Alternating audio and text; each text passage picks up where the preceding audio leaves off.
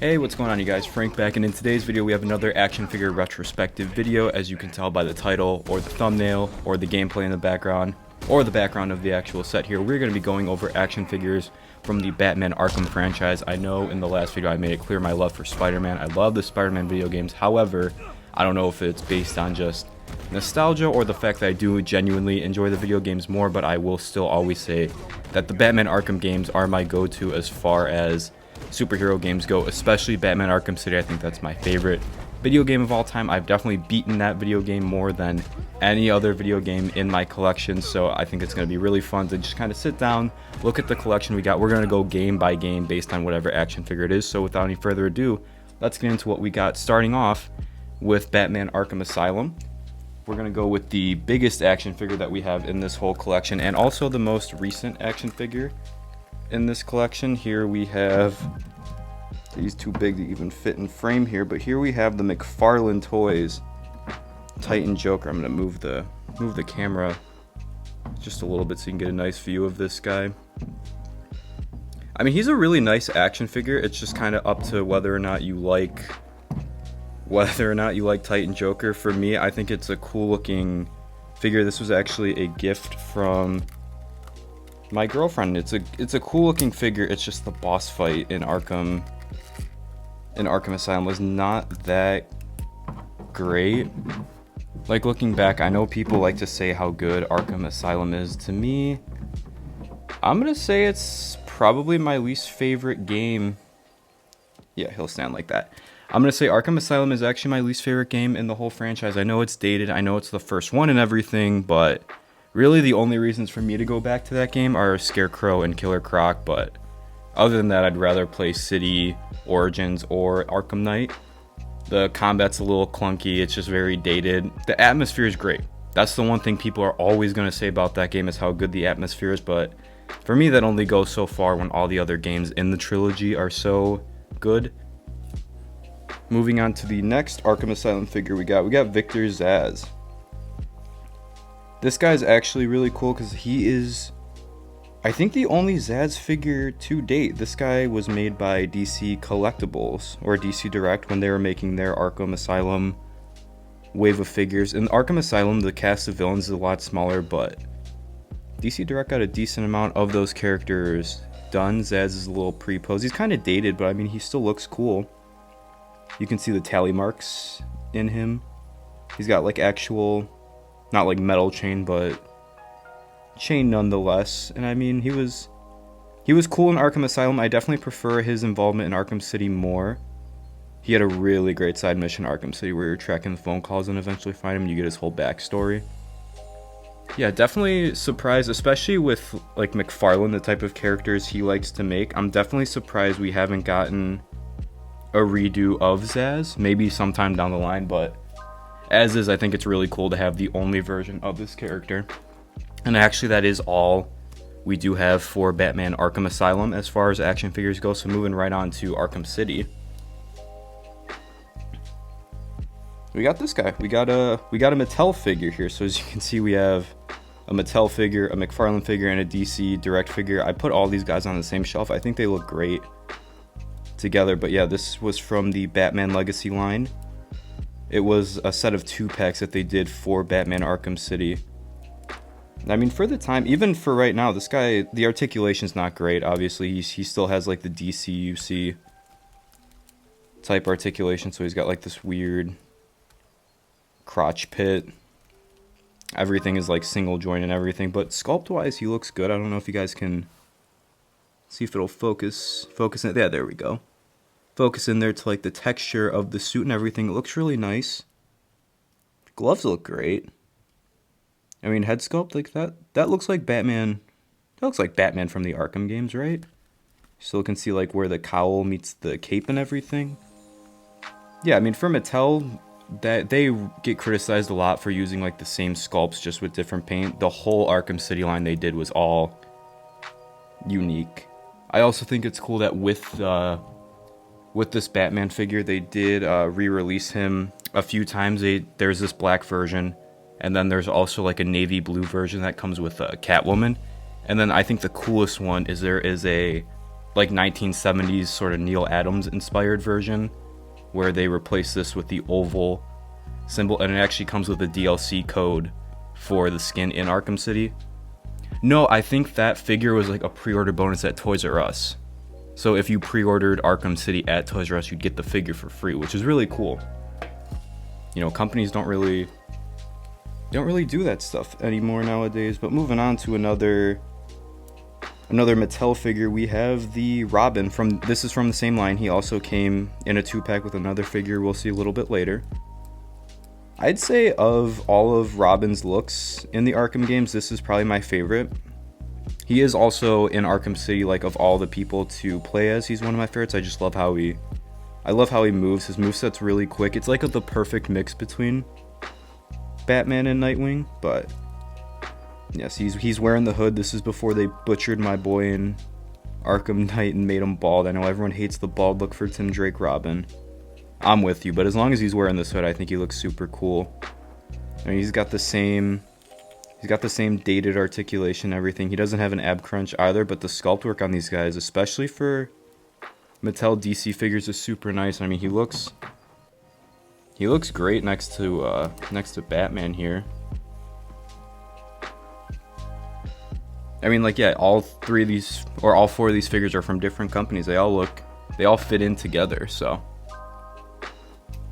Then moving on to Batman's last ally that we have here, we have Nightwing. I gave him a little battering. He didn't come with this. He came with his 2 sticks, but those were lost to time. This guy he came out just on his own. And yeah, look at that. Look at that face. This is kind of where the line takes a little bit of a dive. His face just looks really long to me. It looks really long, and then like the eyes are almost too blue. It's like they pierce. Like, what the hell? Like, what's wrong? This guy's a freak. Like, I don't know what's wrong with this guy, but I don't like it. He doesn't look like Nightwing in the game. The bodysuit itself though is cool. Like, I love how this blue, how it like fades into the black and everything. It looks cool. The suit should have been more black though. It's more of like a gray type deal, but yeah, not a great head sculpt there. But definitely happy to have him. Moving on now to some of the villains here. Obviously, we got the main villain of basically all of the Arkham games. We got the Joker, so he goes from this monster to getting sick and, spoiler, dying. And this is him when he's sick, so you can see he's got the different scarring. There we go. He's got the different scarring on his face and everything. Nice smile there. His head's just really tiny, like it doesn't seem proportioned to the rest of his body. But I also like, especially with like Arkham Asylum and City, there's like a grunginess to everything. Everything looks super dirty, and I think they captured this on this figure really, really well. Like, it's not just a flat yellow color. They really dirtied him up. I think it looks right. He came in a 2-pack with the Robin figure, actually. So yeah, the Arkham City Mattel line didn't cover everybody, but it covered just enough of the characters that you got a lot of the main ones. Moving on to the Joker's sidekick. Here we got Harley Quinn in her Arkham City look again. This is another Mattel one. She looks good. She's got the tattoos. She's got another one. She's got another one on her waist over here. So it's good. Good detail. Head sculpt looks nice. Looks like how she does in the video game. And I mean, her especially, she really fits in with the DC Direct figures, like we're gonna see a little bit later. She scales a little bit taller. She scales a little bit taller, and the sculpt on her is actually really strong. Like I said, Mattel did come and put in the effort for these city figures, sculpt-wise, which is really, really nice to see. Like the Mattels, the DCUC, I think people look back on it more nostalgic now, but back in the day, they used to get a really bad rep for being kind of lazy. But I mean, looking at them like this, like they all look great together. this is going to be our last up for the Metallos for Arkham City. Here we have Two-Face. He came in a 2-pack with Batman, again from the Batman Legacy line. I always thought it was funny. Two-Face like featured kind of prominently in the marketing for Arkham City. And then he's literally just in one of the first missions. He gets beaten super easily, and then you really don't see him until the very, very end with Catwoman. But it's a good-looking figure. I like the design of Two-Face in the game, especially the Harvey Dent end of this figure. Like, it looks really cool. The sculpting for the Two-Face itself looks nice. I like how glossy the face and arm are. Like, it really looks like burnt, exposed flesh here. I always thought it was super weird that like he's Two-Face, but he still has the watch on one side. You can even see where he's like his ear hole would be, which is nice. Yeah, it's a cool little figure. He never really got too prominent of a role in any of the Arkham games, but still an iconic character. Happy to have him. Next up, this guy is from DC Direct. We do have Azrael. Probably one of the most iconic side missions in Arkham City, the Watcher in the Wings, where you complete 4 different sections of the story and he's waiting outside for you. I think they kind of fumbled it with Arkham Knight. He doesn't really have too much to do, or the payoff just isn't as great as you thought it would be. The figure's okay. I've just never been all that big on Azrael. I think he looks kind of, I don't know, he looks kind of weird. Like the head's really big and the shoulders seem kind of small in comparison.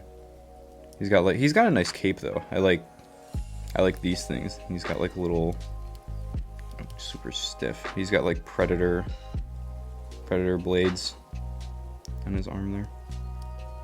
Yeah, so decent looking character. I mean, it's kind of cool to play as him in Arkham Knight, but yeah, other than that, not too big on Azrael in the Arkham franchise. Another guy that I'm not all that big on, just kind of in Batman villains in general, is Ra's al Ghul, the guy who was revealed to be behind Arkham City all along. The head sculpt's decent. I don't know if this, I think the McFarlane one captures Arkham City Ra's al Ghul a little bit better. This one just kind of looks like generic Ra's al Ghul, I guess. He also doesn't like have any of the gray hair that he has in the game. But I mean, the design is cool. I like the armor. And then I really like the tattoos. His boss fight was solid in Arkham City. I think overall Arkham City does have some of the best boss fights. Like the Ra's al Ghul one's okay. Obviously Mr. Freeze is iconic. I really enjoy the Clayface boss fight. I think as far as boss fights go, it's super underrated. Like, it's definitely better than Titan Joker, and it's definitely better than whatever. There was no like last boss fight in Arkham Knight, but I think, and then Origins was the Bane boss fight, which I know a lot of people like. Unfortunately, I never got to play through Origins all too much.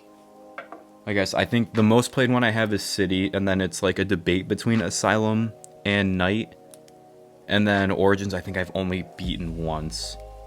So, again, maybe I am just a little biased saying that City's the best game, but over here we have Sickle, or one of the Abramovici twins. He was supposed to come with a sickle, but that got lost. The detail on this guy is really nice. It's from DC Direct.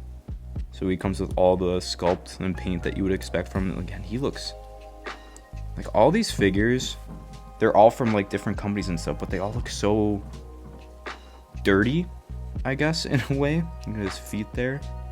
Like, they all have a similar vibe to them, and it makes them all go together really well. You got the scar where the Joker cut him from his twin there. These guys are super fun to fight in game, especially during like the Riddler challenge maps, just because you can use the Bat Swarm and cheese a high combo really easily. So that's all we got now for the Batman Arkham City figures. Now we're going to move on to the Batman Arkham Origins figures, starting off get the big guy out of the way first. Here we got Bane. Thank God for Bane's inclusion in Arkham Origins, because without Origins, he is one of the worst villains in the entire series. He's in Arkham Asylum, he's just like a big idiot boss battle. He's a glorified like brute. And then in Arkham City, he is so stupid in that side mission. They set him up to be this, he's conning Batman into getting all the Titan, and then he gets trapped in a cage. There's no boss fight, there's no nothing. But I think he benefited a lot, I think, from the Dark Knight Rises and Bane kind of becoming more mainstream. You know, they really pushed for a prominent role in the video games.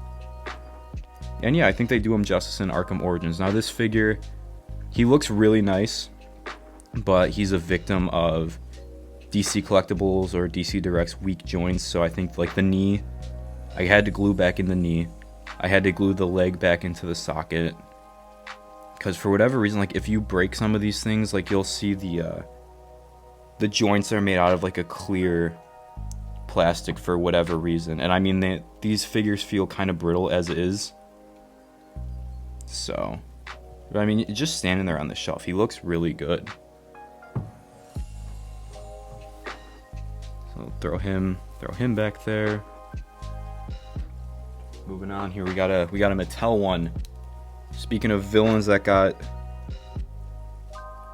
done dirty in the video games, we got Deathstroke. He literally went from having one of the best boss fights of all time in Arkham Origins to having a tank battle. Because if there's one thing that this master fighter is known for, it's his skills with a tank. That tank is one of the main reasons why I hate going back and playing Arkham Origins sometimes, or Arkham Knight rather. Like I'll go back, I'll play Arkham Knight, and it's like the graphics are still so nice. Has some of the best rain effects in gaming. And I'll think to myself, why do I not play this game more? And then I'll see the tank again, I'm like, oh, yep. That's why. But back to the figure, he looks cool. He's a little bit shorter than everybody else. You can see they're even shorter than like the 6-inch scaled guys. But the paint and sculpt on him is surprisingly well for Mattel at this time. Like around this time, the general consensus was that Mattel was outdated with how they made figures, so people were not buying them as much. They also weren't releasing them as much as they used to be. But they did release this guy and an Arkham Origins Batman. Like I said, he doesn't scale perfectly, but I'm definitely happy to have him in the collection. So he can go. He'll go over there. He will go over there. Nope. Okay. There we go. Now moving on to more Arkham Origins figures, but going back to DC Collectibles, here we have the main villain of Arkham Origins, because can't have an Arkham video game without the Joker. This is our third Joker in the collection. I like how this one looks. It's got a nice, it's like a more reserved kind of look to it. I like just the straight purple coat, not as opposed to like the pinstripes. Very reminiscent to the look of the Joker in the graphic novel that came out. I think it's just called Joker or The Joker. But yeah, not a bad look for him. I thought this was it's a solid like Batman Joker storyline in Arkham Origins. It's just a shame that they promise you this story where 12 assassins go after Batman, and then it's just a bait and switch, and oh, the Joker is the main villain again. It's like, really?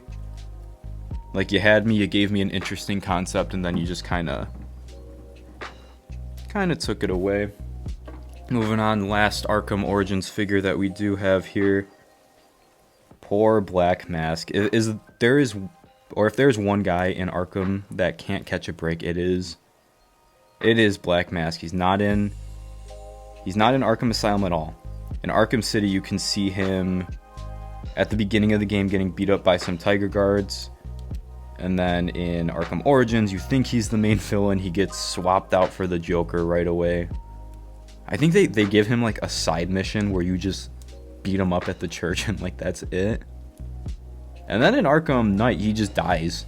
He dies in Red Hood's like 5-minute long story pack. It's a cool pack, but at least he has this figure to commemorate his time in the Arkhamverse. And then even looking at the go focus here, looking at the black mask, you can kind of see, nope, there we go. You can kind of see where the back half is like cloth, and then this is more of the mask etched in there.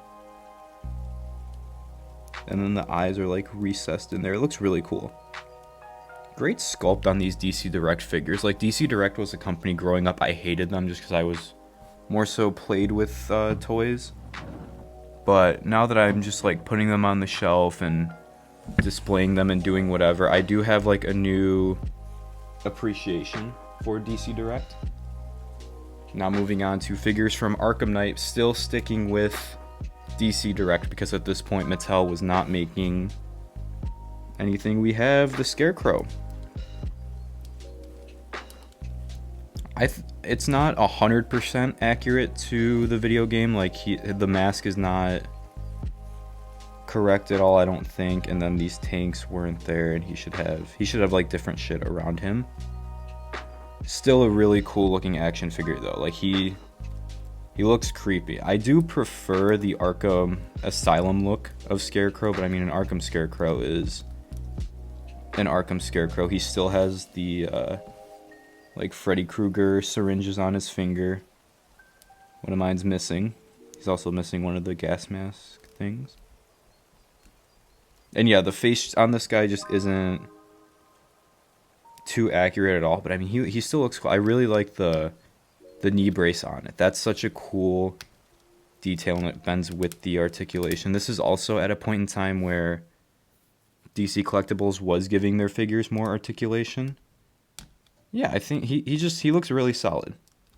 I was definitely happy with how Scarecrow was portrayed in the Arkham games, especially in Arkham Asylum. In Arkham Asylum, I thought he was phenomenal. Like, if you can go back and replay the video game crashing for the first time, like, if I could go back and do that without knowing it was going to happen, that would be perfect. But Scarecrow was not the only villain in Arkham Knight. We also had the Arkham Knight himself. Very kind of controversial character because they did promise that this guy was going to be a new character. Of course, if you play through the game, spoiler alert, it is not a new character. It is Jason Todd the whole time, the Red Hood. I mean, it's cool. I think it works. Like, I don't remember being too upset. I know a lot of people were really pissed off about the reveal, but I think that's just because of how he was advertised. Like, if they didn't say shit about it, I really don't think people would have cared. I think people would have just been happy to see Jason Todd because he's a really good character. He's one of my favorite characters. Yeah, as you can see, the ears on my guy have fallen off just due to time, but I think he still looks fine. DC Direct never colored in his helmet like the proper blue color. It was always this black, so. And McFarlane did come out with versions of Arkham Knight and Scarecrow, but I mean, these guys still hold up, and I think the McFarlane version is like missing all of this red camo for whatever reason. He just doesn't have it. So, but yeah, that is. He's gonna cover up everybody. We'll move Zaz. Move Zaz there for a second. Throw him back. Perfect. So yeah, guys, that does wrap up my whole Batman Arkham collection. I really love how all of these guys look together. Like I said, it's a mix of 3 different companies making different styles of action figure, and they all fit in really, really nicely with each other. They all have like the same aesthetic, and I think that is just because they're from the same franchise and everything. But overall, I mean, this collection, God, it's got to be like 12, 13 years old maybe, or something like that. So like I said, I'm really happy to have all of these guys, really nostalgic for the Batman Arkham games. Like, those were the superhero games as a child. I really hope to maybe get some more down the line. If McFarlane makes like a Mr. Freeze or a Clayface or something like that, I could definitely see myself picking those up. But I can also definitely see you guys liking this video, commenting, and subscribing. We're gonna have some other videos coming out in the not too distant future, so stay tuned for that. Thank you guys for staying here, listening to me talk about some action figures from my childhood. Thank you so much. Take care.